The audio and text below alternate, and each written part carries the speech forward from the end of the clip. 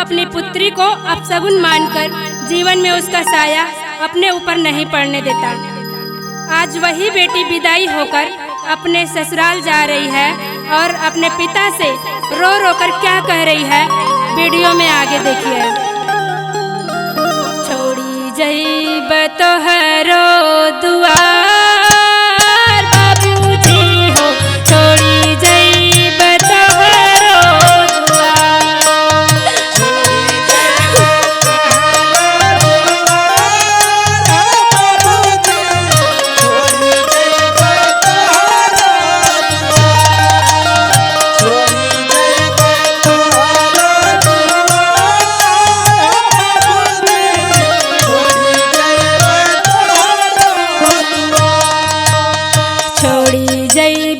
तोहरो दुआर बाबूजी हो, छोड़ी जइब तोहरो दुआर।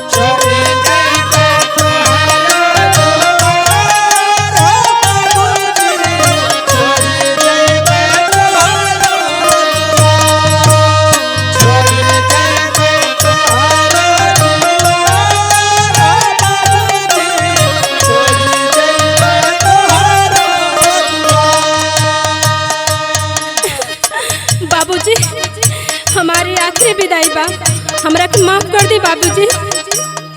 अब नहीं आइबा हम तोहरे महलिया हो,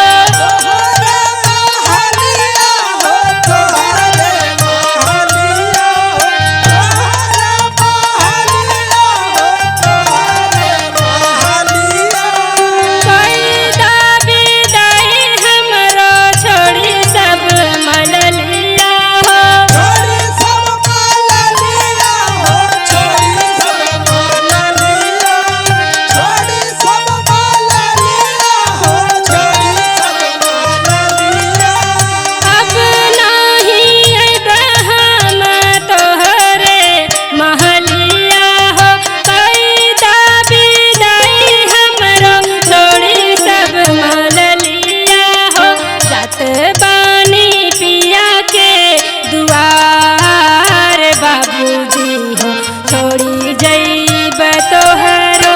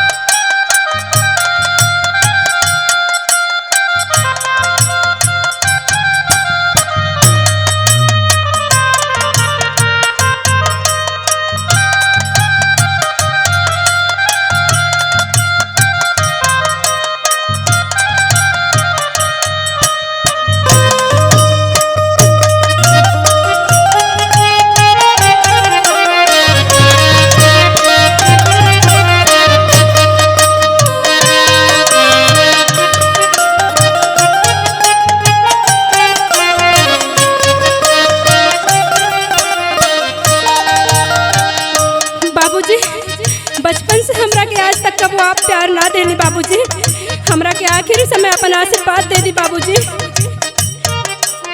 बिसरे परिसवा के बितली समैया हो,